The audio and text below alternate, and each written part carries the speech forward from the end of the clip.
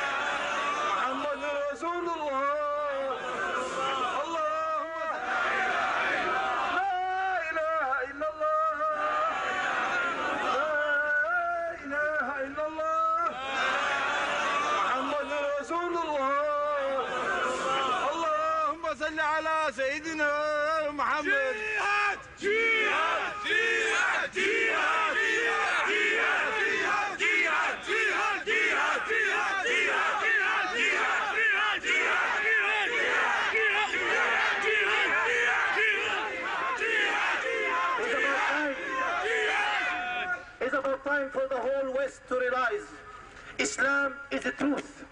As a matter of time, Islam going to be implemented, and the giant of Islam and the giant of the Islamic State is going to rise up again, and it's going to be a fact. And it's going to be a true fact in reality. Look, the Muslims in Egypt, they call for Islamic State. Look in Bilad al-Haramain, jihad for the sake to establish the Quran. Look in Iraq, look in Afghanistan, in Uzbekistan, in Pakistan, even in Europe, people calling La ilaha illallah, Muhammad Rasulullah. It's a matter of time. It's a matter of time the Sharia will be implemented and the Muslim Ummah will be united.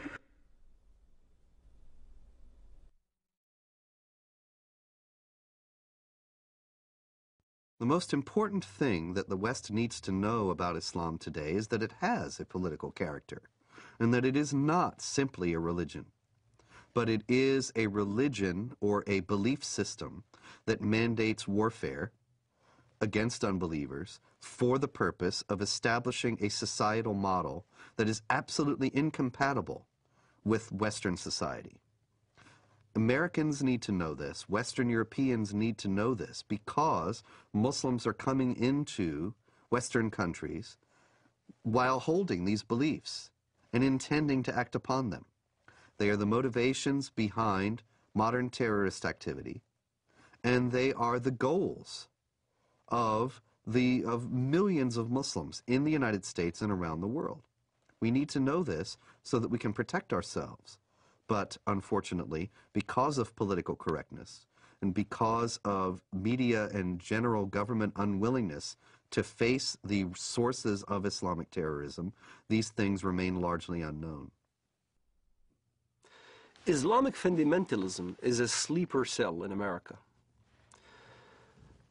A good point, a good case in point, is the story of Saladin. Saladin is a great hero in Islam. Saladin was the one who defeated the Crusades. There was a treaty that's supposed to be happening between the Crusades and Saladin, and the story goes as follows. The Arab mediator came to Saladin and said, the Quran says that if they concede to peace, then concede to it, which means that if the enemy wants peace, let's have peace, which is a verse you can find directly in the Quran.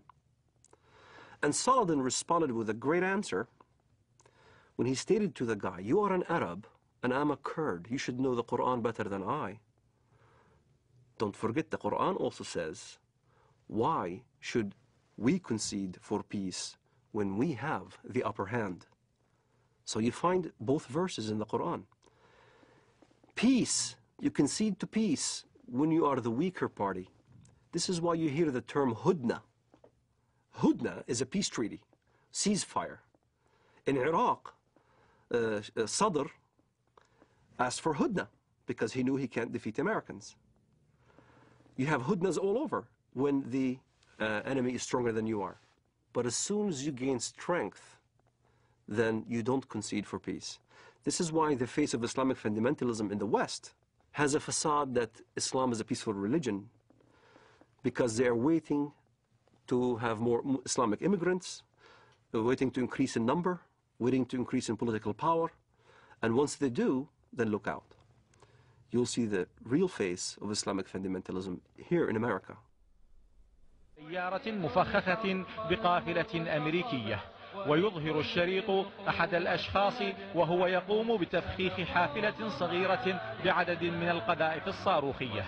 قمنا بتفخيخ هذه السيارة لاعتراض رتل الأمريكي، ونقسم بالله العظيم إن غايتنا هم جنود الكفر والاحتلال، ولا نريد من وراء ذلك أن نؤذي مدنيا، لأن دم المسلم أغلى ما يكون عندنا.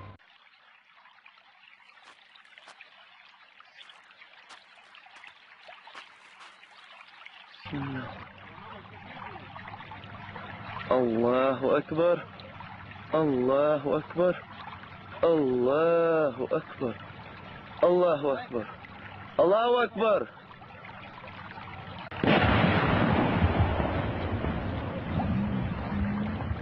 الله أكبر الله أكبر.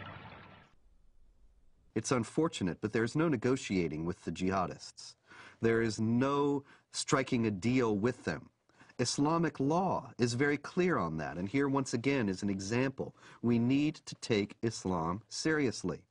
Islamic law does not allow for treaties. It does not allow for negotiated settlements between Muslim states and non-Muslim states. All it allows for is a temporary period of up to 10 years of hudna, or what is commonly translated as truce, to allow the Islamic forces to gather their strength. But that's not the same as peace as we know it. That's not the same as the absence of a state of war. That's only a temporary lull in a war that the jihadists consider has gone on for 14 centuries and are willing to fight for 14 more. So when you meet in fight, jihad in Allah's cause, those who disbelieve, smite at their necks, till when you have killed and wounded many of them, then bind a bond firmly on them, take them as captives. Thus you are ordered by Allah to continue in carrying out jihad against the disbelievers till they embrace Islam, are saved from the punishment in the hellfire, or at least come under your protection. But if it had been Allah's will, He Himself could certainly have punished them without you. But He lets you fight in order to test you, some with others. But those who are killed in the way of Allah, He will never let their deeds be lost. In Islamic thinking, the world is divided into the house of Islam, where Islamic polity has been established, where Allah rules supreme, and the house of war, which is the rest of the world.